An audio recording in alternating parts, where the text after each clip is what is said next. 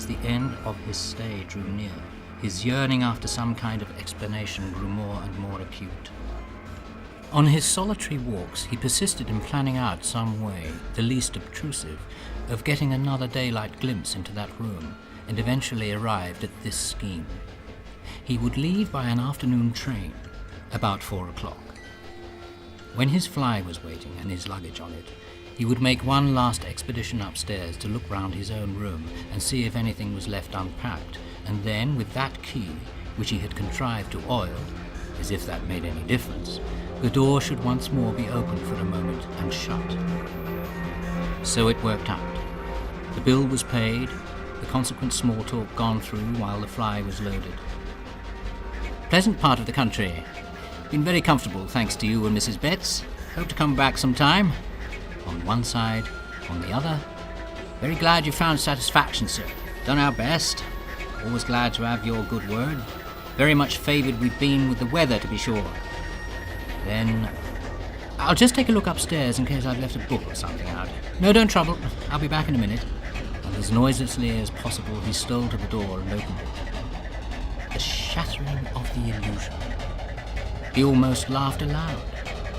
Propped, or you might say sitting on the edge of the bed, was nothing in the round world but a scarecrow. A scarecrow out of the garden, of course, dumped into the deserted room. Yes, but here amusement ceased. Have scarecrows bare, bony feet? Do their heads loll on to their shoulders? Have they iron collars and links of chain around their collars? Can they get up and move, if never so stiffly, across a floor with wagging head and arms close at their sides? And shiver, and shiver, and shiver, and shiver,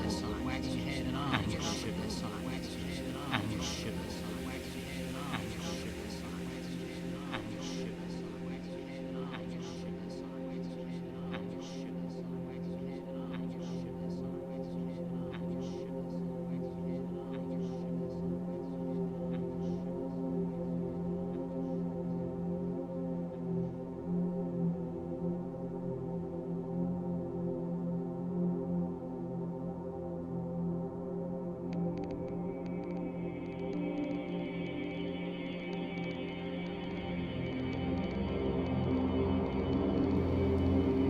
Mr. Betts, and perhaps even more Mrs. Betts, found it hard to accept his apologies and his assurances that he would say no word that could damage the good name of the house.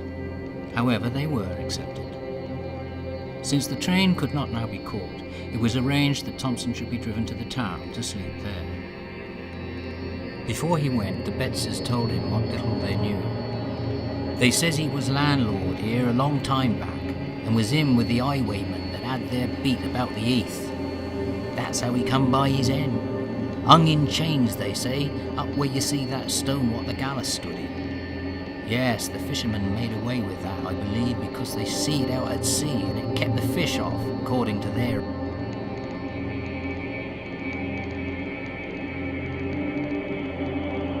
idea. Yes, we had the account from the people that had the house before we come. You keep that room shut up, he says. Don't move the bed out and you'll find there won't be no trouble. No, there has been. Not once he haven't come out into the house. Though what he may do now, there ain't no saying.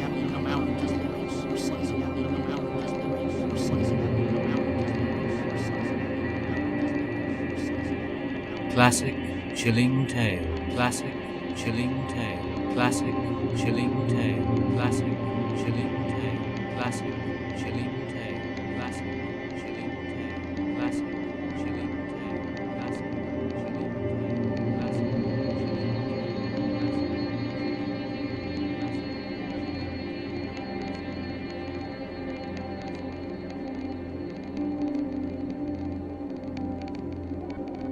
Promise of silence was kept for many years. Promise of silence was kept for many years. Promise of silence was kept for many years. Promise of silence was kept for many years. Promise of silence was kept for many years. Promise of silence was kept for many years. Promise of silence was kept for many years. chilling tales. Chilling tales. Chilling tales. Chilling